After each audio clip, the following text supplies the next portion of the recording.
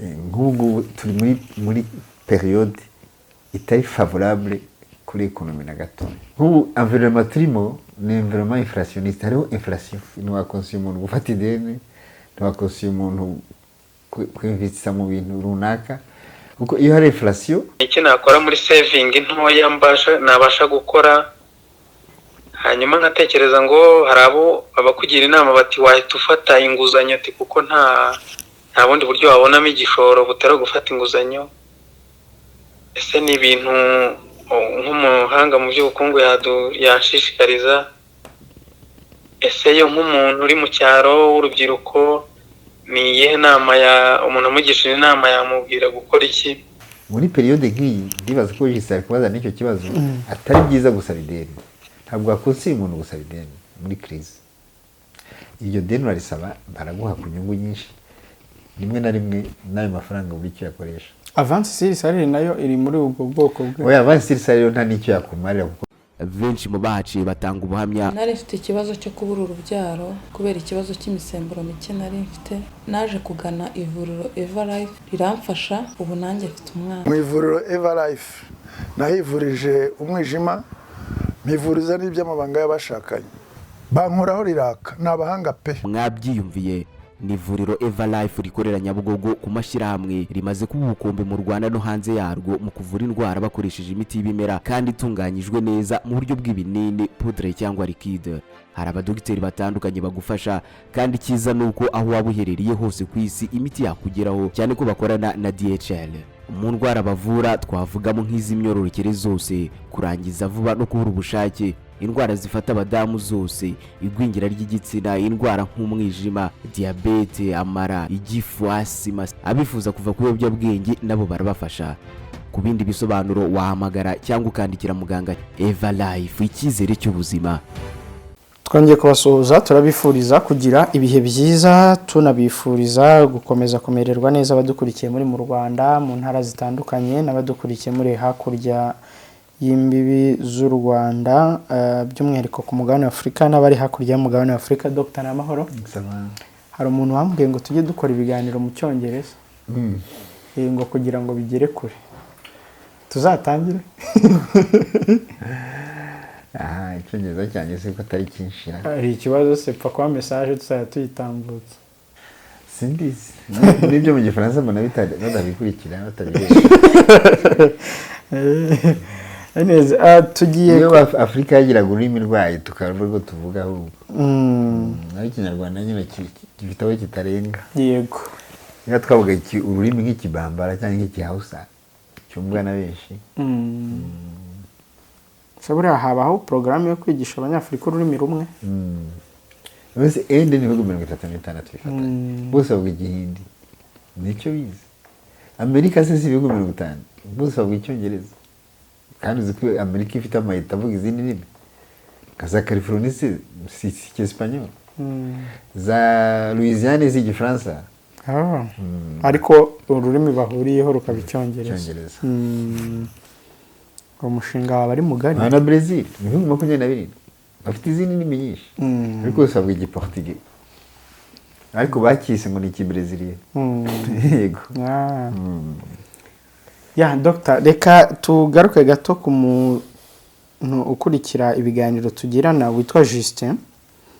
Yaravuze ngo uraho neza kari nijabo, yaciye kuri WhatsApp yanjye ati nitwa Justin, nkunda ibiganiro byawe cyane. Muri iyi minsi mwibanze ku ntambara na geopolitique, ariko nagira ngo nubona umwanya uzaganire na Dr. Rusa atugira inama ku bucuruzi. Uti nk'umukozi wa leta nihe yashora udufaranga duke abasha kwizigama? Aravuga wenda hano mu Rwanda kuko ibyo byose ni umunyarwanda. Atese ni byiza gufata inguzanyo ku mushahara? Ese umuntu yayishora mu biki akurikije uko byifashe, by'umwihariko ku rubyiruko rukiri kwiyubaka? Urakoze cyane. Ndagira ngo udufashe dusubize Justin, duhereye ku kibazo cya mbere. Ati nk'umukozi wa leta nihe yashora udufaranga duke abasha kwizigama? Umuntu se uramusubiza utanamuzi? Ntabwo muzi. Yigeze yivuga. Yitwa Justin. Justin se ni izina? Wabwirwa n'iki niba ari umunyarwanda cyangwa niba ari umuzungu? Ndabona ari gukoresha nimero y'inyarwanda. oya uzamubwire mbere yuko usubiza umuntu ugomba kumumenya yego bajiste nzi 120 bajiste uyu ni 121 musubiza rero nawe ariko baninzinze amazina yabo ya Kinyafurika ntabwo amenya petite basanga simbizi okay abajije ngo iki arabajije ngo nk'umukozi wa leta nihe ubona yashora udufaranga duke abasha kwizigama ntabwo iyi quantité y'udufaranga nayo ntabwo izwi ngo ni tungahe kuko muri economy hari ibintu ugomba kureba economy ni société niba environnement ujya gushora amafaranga ariko environnement ubona environnement iri favorable kuri comment dirais-je urabona economy igira amacycle igira amakrize ikagira environnement fiscal ikagira environnement social ibyo byose ugomba kubireba naho ubundi hariho igihe wumva atakintu wemerewe gukora ari ukugerageza kubaho nabi nyine ariko atakintu wakora igihe udafite kapitali nini cyane nk'ubu icyo yareba ni igikirere nk'ubu environnement turimo ni environnement inflationniste hariho inflation ubwo inflation ni monte general ibiciro byose bikazamukira rimwe kuzamuka kw'ibiciro ku masoko ku buryo general atari ikintu kimwe ntuvuge ngo essence yazamutse ngo ni inflation ibintu byose bikazamukira rimwe kandi bikimentena igihe kinini bikaguma uko kuzamuka kugagumaho by'igihe kinini bishobora kugumaho nk'umwaka yego icyo gihe rero ntabwo wakoseye umuntu kugira icyo par exemple ngo ntiwakoseye umuntu gufata ideni ntiwakoseye umuntu kwinvestisa mu bintu runaka kuko iyo hari inflation y'amafaranga nta gaciro afite n'uyaguha ku ideni arayaguha nta gaciro afite icyo gihe rero ni ikibazo kugira umuntu inama rero muri economy bisaba igihe runaka turimo nk'ubu turi muri periode itari favorable kuri economy na gato ubu ahantu secteur iri favorable ni production umuntu ushobora guproduza muri iki gihe niwe wenyine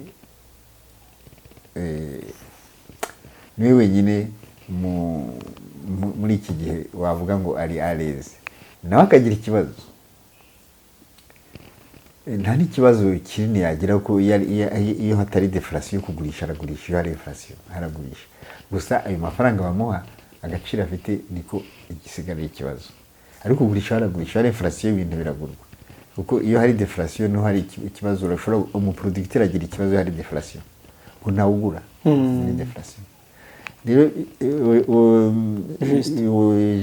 juste atubajije ikibazo muri periode mbi cyane ku muntu ugitangira ushaka kwinjira muri secteur muri economy si umwanya mwiza uri favorable wo kwinjira gutangira kugira ama initiative muri economy muri iyi minsi ni iminsi mibi cyane ku buryo wakwitonda usanzwe utafite n'iyo experience byo n'ibindi ko bishobora kumuca intege ntazanasubire itonde arindire ategereze moma izuba ari favorable kuko chaque crise irangizwa na abondance nkuko intambara yose irangizwa n'amahoro crise yose irangizwa na abondance intambara yose irangizwa n'amahoro donc ari mu ntambara hari strategie ugomba gufata no muri crise économique hari strategie ugomba gufata muri crise économique strategie ufata ni izihe ni ukugabanya amakonsommation atari essentiel atari vital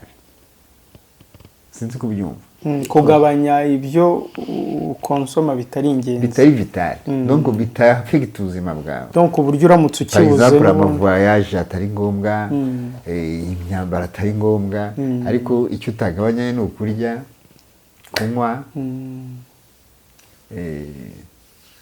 kwiga biri vitale no kwivuza birumvikana kwi- byose ibintu nk'ibyo by'ibanze. muri crise hari comportement ugomba kwadota yindi niyo yakwadota juste yadawute crise yo kugabanya kulimita amadepanse. Iyi crise izarangizanya na abondance.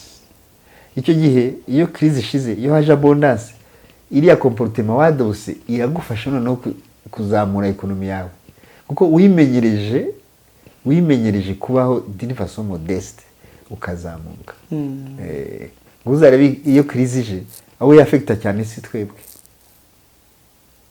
abo yafekta cyane n'abari abakiri na mbere yafekta abakiri yafekta ibihugu by'i Burayi byo muri Amerika gusumba ibyo muri Afurika. Kubera iki? Kubera bari abamenyereye inivi luxueuse, inivi idasanzwe, bafite mode de vie itari nk'iyacu. Nibo uzacungure iyo hari crise, nibo bavuza induru, nibo bagira ibibazo. Twebwe usanga ari bisanzwe ariko twamenyereye. Nuko iyi crise yatewe n'iki? Juste ashobora kuba kumva uri kuvuga crise yo kuzamuka kw'ibiciro by'ibintu byose. Hari ikintu kimeze, hari ikintu Afrika badushyize mu bintu bise globalisation kugira ngo n'ukuntu batwe exploiter tutari dukeneye ubundi ku buryo ekonomi yacu irafecte, ekonomi yabaye nk'iy'umubumbe. Akantu kabaye hamwe kabaye muri Amerika kwera ku isi yose. Bitari kutubaho iyo tutajya muri globalisation kuko biriya bisi ngo ni internationalisation. Twebwe mu by'ukuri baratubeshya kuko twebwe turabafunisira matière première. Yego. Iriya ahubwo bakwiye kwita occidentalisation ni ikomeye gusida ariko ibibi biratwafekta iyo bibaye iwabo. Niba habaye ikibazo iwabo baratangira bagabanya igiciro batuguragaho kuri matière première bakigabanya. Nambere kitari cyinshi iyo habaye crise iriya amadeni baguhaye intérêt barazizamura. Yego. Kuko biremewe, hari itegeko ribafavoriza banki guhaye credit kuri 18%. Biremewe muri crise kujya kuri 21%. Biremewe. Banki yemewe kuzamura inyungu ku nguzanyo. Yego. Biremewe. N'abarane ko batwikira rero. Ni nacyo gituma muri periode nk'iyi ndibaza ko gisari kubaza n'icyo kibazo atari byiza gusaba ideni. Ntabwo akonse umuntu gusaba ideni muri crise. Iyo deni barisaba baraguha ku nyungu nyinshi. Rimwe na rimwe nayo mafaranga buri cyo yakoresha. Avance sur salaire nayo iri muri ubwo bwoko bwe. Oya, avance sur salaire nta nicyo yakumarira kuko niyo ukonsoma. Uyifata kubera uzi kugira. Kuko nufata avance sur salaire sadere ko umushahara we ntuguhagije deja kuko ntashoboye kugera epargne. Wari ukonsomye. Ntashoboye kubika kuzigama.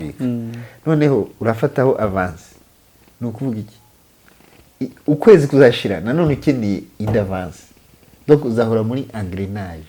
Sinzi ko nabivuga. Uzahera muri chaîne udashobora guca. Yego. Bajya ku avance uri kandi wibuke yuko avance sur salaire ni nka découvert. Ariko avance sur salaire ngira ngo nta nyungu baciye muri banki usaba découvert baraguca inyungu nyinshi cyane. Avance sur salaire ntabwo wayikonseye umuntu. Ni kwa kundi namubwiye juste a limite amadepense atari ngombwa. Yirinde no gushora muri iki gihe. Oya ni abyirinde kabisa. Ntabwo namugira inama yo gushora muri iki gihe. Ni muri iki gihe yige neza ekonomi, yiga reba amadepense ya ngombwa, a limite dépenses ze, yadabuta umushahara we kuri vivi yiwe ku buryo adakenera n'iyo avance sur salaire. Hanyuma abe aratekereza igihe iyi crise yashira icyo yakora kuko gutungwa n'umushahara gusa mu by'ukuri ntabwo ari byiza. Kuko ibyo ngibyo murabizi umushahara ni colonialism. Salaria umushahara ni ubucakara. Umushahara ni umuntu uguha uratunzwe. Nta kintu kibi rero nko gutega ukuboko. Ntabwo twamugira inama yo kudatekereza umushahara igihe cyose. Natekereza umushahara igihe gitoya. Natekereza ikindi kintu gishobora kuramplaza. Gishobora kumutunga igihe umushahara utazabukiriho. Kuko umushahara ntuhoraho. sibyo buhora ni n'abakolonizateri batuzaniye umushahara kugira ngo tubakorere ko umushahara urakiza ukorera we ntugukiza nta muntu ukizwa n'umushahara. Hanyuma Dr. ariko hari ahantu wavuze uti ahantu heza ho gushora imari ni muri production. Aho ni hehe? Production ikintu none se kuko Justin icyo kintu ashaka yacyumvise. Ati production iri hehe? Production ni nka création ni ikintu rema. Par exemple, suppose que Justin ino batuzwe n'umushahara nta kintu aproduce. Iyo produce ikintu ushobora kuba udafite umushahara uproduce ikintu kigutunga naho byo bari ibijumba uhinga naho zaba ari inkoko worora naho zaba ari ingurube worora zishobora kuramplasa umushahara wawe byose birashoboka. Justin tumubwira ashora imari mu buhinzi cyangwa mu bworozi ariko biragoye kereka iyo umuntu yarazi situation ye wese Justin abayeho gute ese afite iki. Icyo numvise aracyari umuntu nkurikije akantu yasoje avuga ngo by'umwihariko ku rubyiruko rukiri kwiyubaka birashoboka ko akiri jeune nkurikije ako kantu kindi birashoboka ko akazi afite atakamazemo igihe nkurikije ako kantu ariko akaba afite inyota yo kwikorera. Biragoye rero kumukonsera kuko ukonseye umuntu uzi apana kumenya izina gusa uzi situation ye arimo situation environnementale situation économique arimo numva n'umusarariye ariko umusarariye ibyo byose afite abataha afite ushobora gusanga afite isambu ushobora gusanga afite donc kumukonsera biragoye yasaba yuko muhura mukaganira ukumva na capacité ze kuko abantu bose ashobora kuba atari ikintu afite ashobora kuba adafite n'iyo sambu ariko akaba yashobora guproduce. Hanyuma aravuga ati urubyiruko mushobora kuba mudafite ikintu na kimwe mufite umushahara ariko mugatekereza mukaba mwashyira hamwe mugakora ikintu kwishyira hamwe ari yego barenze wenda bangahe.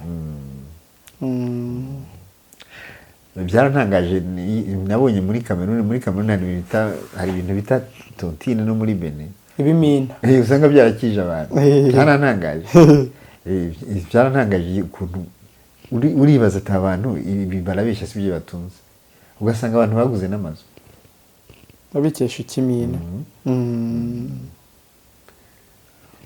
Bon uzagerageza ubumenye cyane ubushitaha dushobora kuzamugira inama. Justin simbizi nabonye nyandikira gutya gusa ariko ibyo byose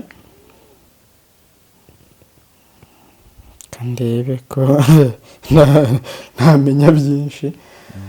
Dr. muri iki gihe rero gushora imari mu buhinzi ni ibintu byiza gushora imari mu bworozi ni ibintu byiza ku bantu nyine bafite ibyo bashora. Production yose ni nziza toute production iri conseillée muri économie nacyo cyo dufite muri économie na production dufite. Justin Yes Karinija baramutse neza. Baramutse yego ndi kumwe na Dr. Rusa twari turi mu kiganiro nkuko wagiye ubibaza ariko yahuye n'imbogamizi yo kutamenya urwego rw'ubukungu uriho urwego rw'imikoreshereze y'amafaranga uriho ibintu nk'ibyo ngibyo ariko twari mu kiganiro ubu ngubu wamusobanurira. namusobanurira nta kibazo. Ndi umusore urangije mu kaminuza mu gihe cya vuba yego hanyuma mbona akazi kagitangira k'amafaranga make cyane hanyuma rero nkatekereza ngo nkumva umuntu udafite ubumenyi ku bukungu wavuga ngo bufatika ntibaza n'iki nakora. Hari igihe abantu nk'umuntu uri mu cyaro nkorera mu cyaro ntibaza n'iki nakora muri saving ntoya nabasha gukora hanyuma nkatekereza ngo hari abakugira inama bati wahita ufata inguzanyo kuko nta bundi buryo wabonamo igishoro butari gufata inguzanyo. Ese ni ibintu nk'umuhanga mu by'ubukungu yashishikariza ese yo nk'umuntu uri mu cyaro w'urubyiruko ni iyihe nama ya umuntu amugishije inama yamubwira gukora iki nk'iyo nguzanyo ayifashe niba ari byiza koko ubwo ni inguzanyo ku mushahara mvuga ko nta handi hava igishoro. Yes. Okay, juste inguzanyo ntabwo kugira ngo niyo banki iguha inguzanyo urabanza ukerekana icyo uzakora. Sinzi ko nabyita feasibility cyangwa se business plan nyango. Hanyuma biragoye kugira ngo banki iguhe inguzanyo ihagije umushahara wawe, biragoye kugira ngo umushahara wishyure iyo nguzanyo, kuko inguzanyo zo hano mu Rwanda toretire yazi iri hejuru cyane, ngira ngo amakini 18%. Iyo projet yawe wakoze igomba kugira sinzi kuza kubyumva simvuga mu cyongereza, todoratability iri hejuru ya 18%. Inyungu iruta 18%. Inyungu iruta 18%. Donc iruta inyungu iruta inyungu za banki, iruta inyungu za banki kugira wishyure banki ugire n'icyo uzigama. ngo ngire icyo nsigarana. Yego. Kuko naho udafite ayo mafaranga urarisika no kurengwa kwishyura banki.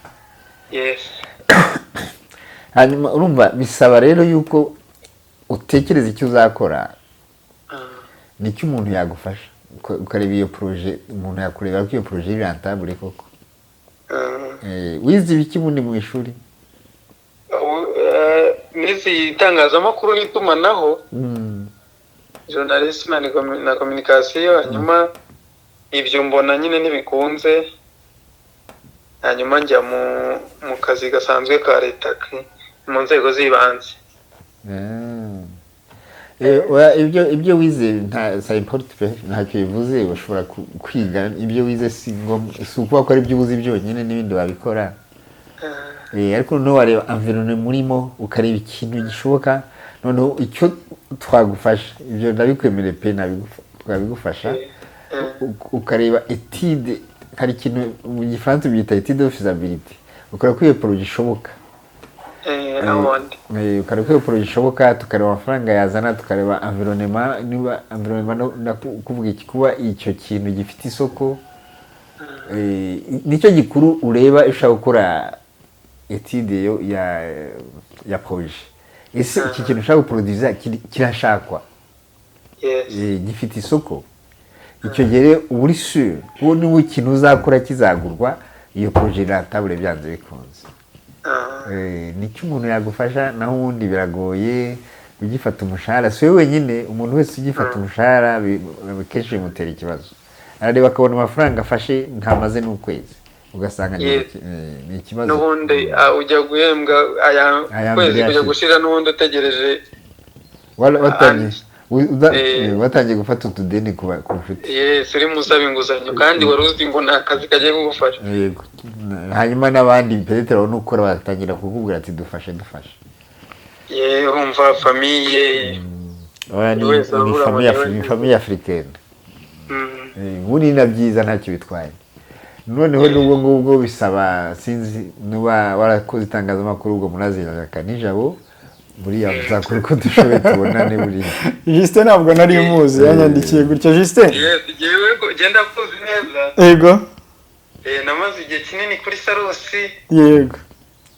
Urabona ko akundi bakora byo bisa no kwimenyereza, nyine nta kazi batanga. Namaze igihe kinini rero nyine mu itangazamakuru. Kubibonamo akazi rero bisa n'ibitoroshye, ngira ngo ubwo urahita byumva.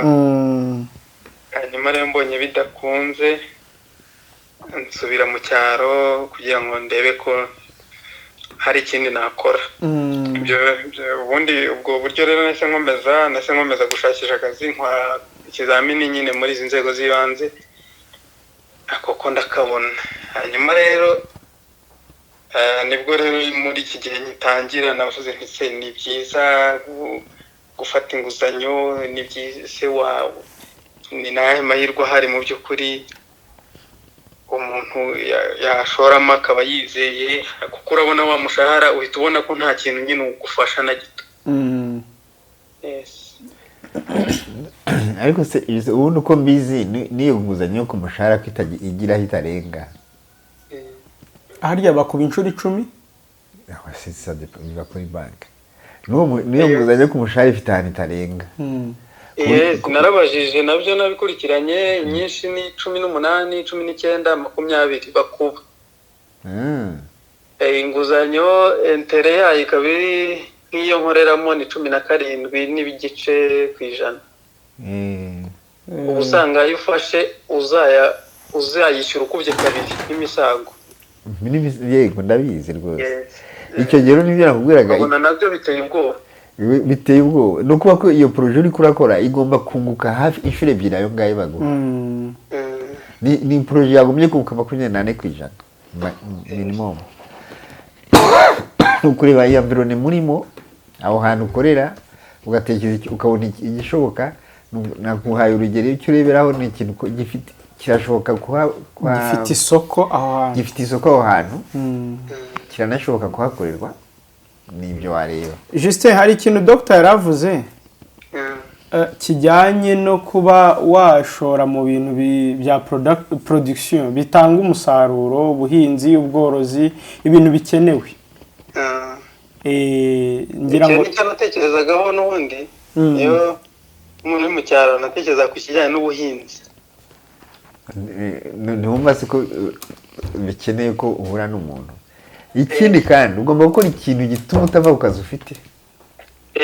Kuko banki niba yaguhaye credit ikurikije umushahara uroburije kuguma kuri ako kazi kugira ngo ujye yishyura. Kuko niyo akazi kawe gahagaze, kuko akari akazi kugira ngo banki guhe credit baba bagusinyiye. Baragusinyira nibo basa nk'arabishingira. Baba bari kwishingira. Babwiriye banki ko niba nakwirukana amafaranga ya nyuma azashyira muri banki. Rero akazi ibyo atekereza gukora byose ni bitakubuza kuguma ku kazi kawe, kandi ugiye gukora ikintu kiri kure y'akazi kawe utazasiriviya nabyo ukamenya ko niyo polisi idashoboka. Ibyo byose ni ibintu ugomba kureba. Icyo nacyo urakibaza nacyo kigatera ubwoba, kwibaza ngo ibintu ndakora ntahari umunsi ku munsi. Ni ikibazo cyane cyane umuntu agirira revaje nko kwa muganga. Kuko ushobora no gukora ugasanga ibyo wakoze byibwe n'abagukorera. Cyangwa se bakanabifata nabi ko utari hafi, kandi ugomba kuba hafi y'akazi kubera niko kaguhaye garanti ya credit. Bene kugira ngo umuntu akugire inama bikeneye ko muganira cyane, byaba ngombwa akaba yanagusura abantu uzakorera. Mubinyemerere rero kanini jabo nyine jewe nari maze igihe nubwo atanze ariko genda muzi neza. Hari nk'ibintu nyemereye byo nyine ntabwo nazakomeza nkakubaza, byaba na ngombwa nyine ufite umwanya tukabona. Nta kibazo uri ngombwa contact na kanini jabo turi kumwe turakorana, twazari icyo tugufasha nta kibazo. Sawa, merci. Urakoze cyane. Juste urakoze rero, reka dukomeze ikiganiro, uzagikurikira tuzagenda tunagira inama n'abandi uretse nawe. Sawa, urakoze cyane kanije. Yego Dr. Nguyu Juste rero ngira ngo yari yakomeje kugorana nanjye n'ubwa mbere tuvuganye. Yari yanyandikiye gusa kuri WhatsApp, ndavuga nti wa mugani tumaze igihe tudakora ku biganiro bijyanye na economy, kandi abantu bari basanzwe bakurikira ko dukora ku bijyanye na economy. Cyane cyane afite sinzi ko mubibona iyo hariho ibintu by'intambara economy affecte. C'est tout à fait normal. Economy ni akazi, ni travail. Mu ntambara nta muntu ukora. Economy ni production. Mu ntambara hari ama unité de production hagarara aba paralysé. Ngira ngo murabyibuka, ariko nimwibuka muri Libya batera Libya ko batwitse amari 3 ya petrole. Yego. Hari n'igihe babikora bishaka kugira ngo gusa niba muri ko murarwana baguhime. Intambara zakagombye sinzi iyo badukundiraga rwose intambara zahagarara bakabireka tukagira amahoro. Noneho abantu sinzi igihe bafataga Njamena umuturage yahagaze hejuru ku ngunguru abaza bariya barwana abwira bariya barwana niba bamutegaga amatwi muri Chad avuga ati muraturwanira ngo mutuyobore murarwanira abacadiye kandi muri ko muratwica mbese mushina mu byagenda nitwe murwanira kandi mwatumaze ati ibyo bintu umva bite sasa bari abantu barwanira kuyobora abantu abo bantu barwanira ugasanga nabo bari kwica bari ko barabica abandi barajyana muri makado de place murarwana ukabona abantu bikorera uturingiti n'utumatera bari abantu barwana koko ubona ari ibiki iyo urebye Sudani abantu barenga miliyoni 5 zigiye hanze abantu barenga miliyoni 2 mu makado de place miliyoni 5 ziri mu makado de place mu makambi batarya barya apen abandi bari kubarwana barwanira abanyamahanga ya Dr.